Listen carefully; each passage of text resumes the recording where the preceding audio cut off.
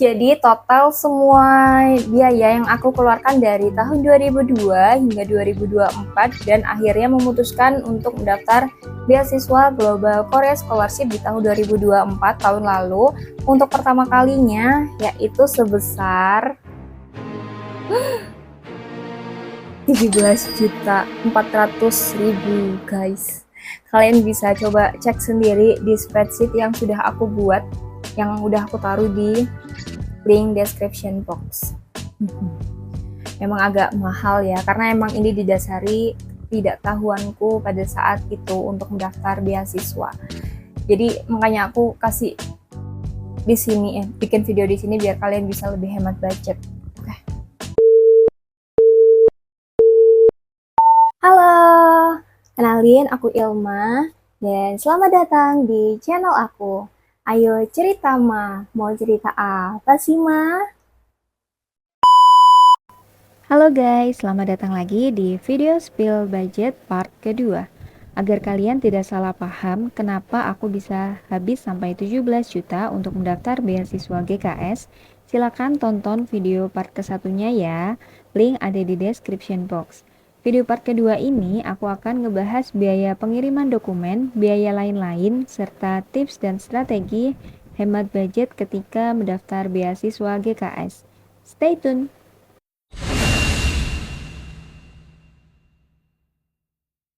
Selanjutnya biaya pengiriman dokumen, karena kita butuh untuk mengirim dokumen dari domisili kita ke kampus tujuan yang ada di Seoul. Waktu itu aku tujuanku di Kyunghee University dan aku University Track. Jadi seperti yang sudah aku jelaskan di videoku sebelumnya juga, aku mengirim dokumenku itu jadi dari domisiliku nih Sidoarjo itu aku bawa kan dokumen-dokumenku ke tempat kerjaku di Surabaya, dan dari Surabaya itu aku kirim pakai Tiki ONS One Night Service. Itu dia 1 hari udah nyampe di Jakarta. Jadi dari Surabaya ke Jakarta aku pakai Tiki, itu biayanya 38.000. Lalu dari Tiki situ ke KCN ya, ke alamatnya KCN. Dari KCN itu dikirim dari Jakarta ke Seoul, itu biayanya 270.000.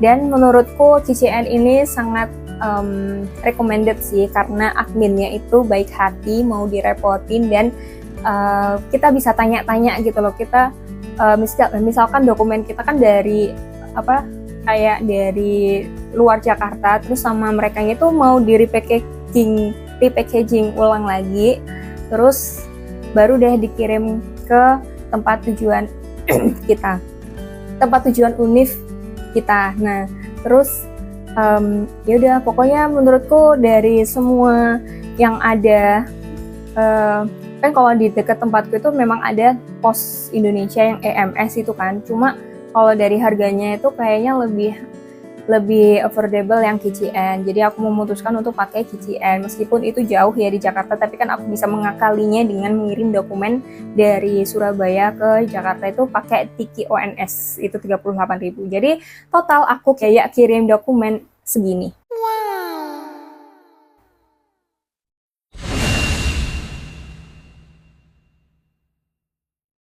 Selanjutnya untuk biaya lain-lain itu contohnya ada kayak ATK, terus fotokopi, terus ada biaya ya pulang pergi. Apalagi kan rumahku di Sidoarjo dan kebutuhanku kan ada di Surabaya, terus ada juga surat rekomendasi gitu kan. Jadi kita harus menghubungi Dosbim kayak gitu-gitu. Nah, untuk ATK sendiri itu kan kita perlu beli lem buat labelin, terus klip buat ngejadiin satu, terus sama map coklat ya, kurang lebih sih waktu itu sekitar 50.000. Terus buat ke Dosbim kan, karena aku sudah lama nih nggak menghubungi Dosbim S1 ku, jadi untuk menjalin tali silaturahmi itu aku ke beliaunya tuh sambil aku bawain kayak oleh-oleh aja sih, snack gitu. Kurang lebih 100 ribuan lah ya harganya. Terus untuk PP dari Sidoarjo ke Surabaya, apalagi waktu itu aku ngurus apostilnya kan mandiri ya, jadi aku ke Kanwil Surabaya, jadi kayak bolak-balik gitu, sama ke kampusku tuh di Unair di Surabaya juga. Jadi bensinnya ya kurang lebih mungkin 100.000 sampai 150.000 lah ya, nggak yang sebanyak itu sih. Jadi total untuk biaya lain-lainnya segini.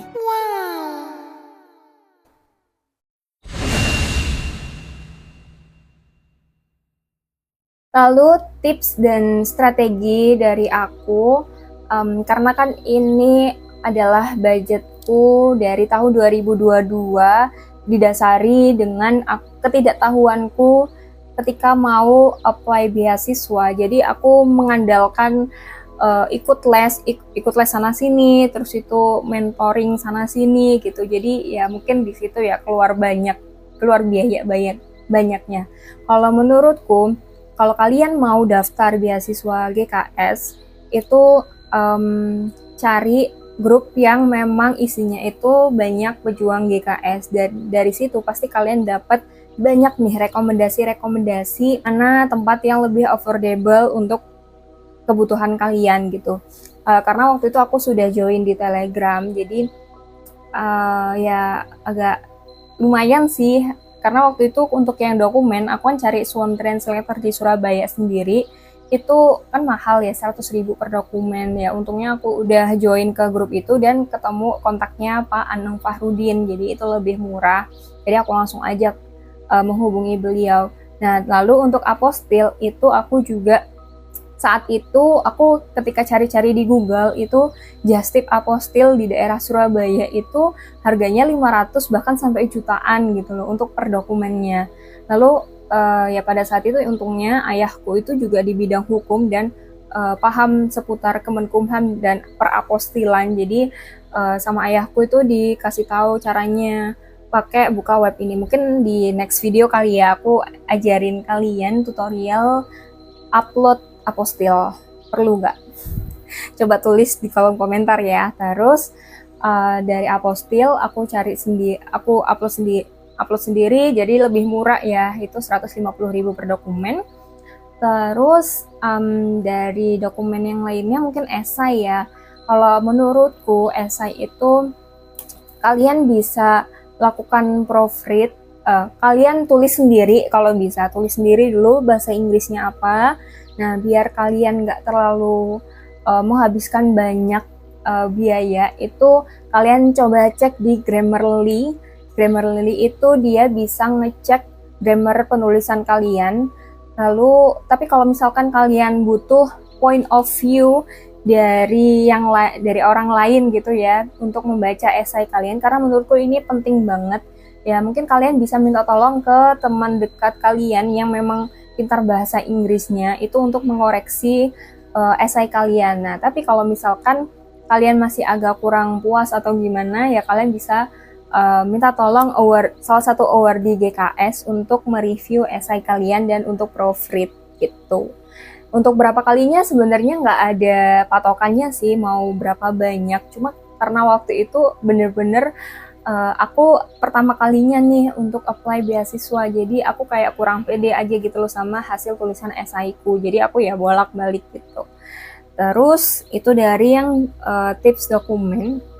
Lalu untuk yang persiapan bahasa ya, kalau menurutku untuk ambil IELTS, persiapan IELTS itu ya mungkin kalian bisa coba tanya-tanya dulu ke teman atau ke relasi kalian yang memang sudah coba ambil tes official IELTS itu kayak gimana sih gitu. Nah mungkin dari teman kalian itu bisa kasih saran-saran gitu kan, oh jadi tesnya tuh kayak gini-gini, ada 4 sesi, nanti gini-gini. Nah tapi waktu itu karena aku ya balik lagi, aku tuh sangat buta banget, dan aku teman-teman apa ya aku tuh sedikit bertanya gitu loh ke teman-temanku yang sudah pernah tes IELTS gitu, jadinya ya aku mengandalkan ikut les, dan ikut les itu kan juga biayanya agak mahal ya, jadi kayak ya aku banyak habisnya itu di situ sih. Terus untuk persiapan IELTS sendiri itu kan sekarang udah banyak ya website-website yang bisa kalian latihan soal IELTS gitu. Contohnya kayak website ini IOT. Itu aku juga dikasih tahu sama missku waktu pas aku les. Nah, terus dari situ apa ya? Oh ya, terus kalau misalkan kalian memang mau ambil kelas untuk persiapan IELTS, menurutku ambil kelas yang kalian itu masih kurang banget. Misalkan kan itu ada writing, listening, reading sama speaking. Misalkan kalian masih kurangnya di bagian speaking nih, ya udah kalian ikut kelas fokus yang speakingnya aja, nggak usah yang keseluruhannya, karena itu akan memakan banyak waktu ya, apalagi kalau kalian sudah ada kesibukan sendiri, misalkan kerja. Kayak aku waktu itu bener-bener yang agak manajemen waktunya itu agak sangat-sangat menantang di situ, challenging. Nah, terus itu tadi untuk yang persiapan bahasa. Oh ya, terus kalau misalkan aku boleh saran ya, kalau kalian memang dari awal fokus hanya ingin mendaftar beasiswa ke Korea, saran aku sih sebaiknya kalian lebih perdalam bahasa Korea. Ya nggak apa-apa sih kalian belajar bahasa Inggris untuk untuk komunikasi dengan sesama foreigners di sana gitu. Tapi kalau bisa langsung aja fokus ke bahasa Korea, apalagi untuk tes topik itu kan lebih murah ya biayanya daripada tes IELTS dan tes TOEFL gitu. Dan meskipun memang di beasiswa GKS sendiri untuk sertifikat bahasa itu termasuk sertifikat tambahan yang bisa memberi kalian poin tambahan gitu ya. Tapi ya kalau bisa adalah disertain juga sertifikat bahasa itu sebagai penunjang nilai aplikasimu gitu kan. Nah, jadi kalau menurutku langsung aja kalian buat kaum yang mendang-mending nih ya, kalau emang udah fokus pengen kuliahnya di Korea, ya udah langsung aja belajar bahasa Korea dan ambilnya tes topik, karena itu lebih affordable banget, lebih hemat budget daripada kalian ambil tes IELTS dan tes TOEFL ya. Kecuali kalau kalian memang ada opsi ke negara lain gitu ya, kalian mau nggak mau harus ambil persiapan bahasa Inggris gitu. Itu tadi yang untuk bahasa. Terus kalau yang biaya pengiriman dokumen, tipsnya apa ya? Ya sama sih, kalian sebelum untuk